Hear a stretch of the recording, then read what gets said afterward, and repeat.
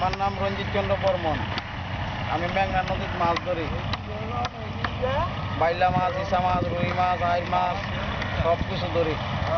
বিক্রি করি, বিক্রি করে পোলাপান টেনে খাওয়াই, সঞ্চয় করি। দারুণ। আচ্ছা, তাহলে পরিচয় থাকলো, আমরা মাঝে মাঝে এসে আপনার সাথে ইয়া করবো। আচ্ছা আচ্ছা। হ্যাঁ, দাদার নাম কি বললেন, ভুলে গেলাম। রঞ্জিত বর্মন। রঞ্জিত বর্মন। আচ্ছা ঠিক আছে। নৌকা আছে আপনার? হ্যাঁ হ্যাঁ, নৌকা আছে। নৌকা নিয়েই যান? হ্যাঁ, নৌকা কয়জন নিয়ে লাগে মাছ ধরতে? মাছ 4 জন লাগে, 3 জন লাগে।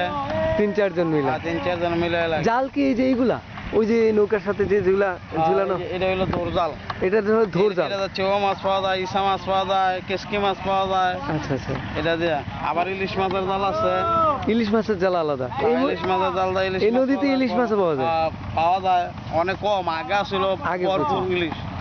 আবার ওই যে সেটা হলো সাপ জাল, এটা আইর মাছ পাওয়া যায়, বোয়াল মাছ পাওয়া যায়। ওইটা হ্যাঁ, চাপ জাল। চাপ জাল বলে? আচ্ছা আচ্ছা, ধন্যবাদ দাদা। ঠিক।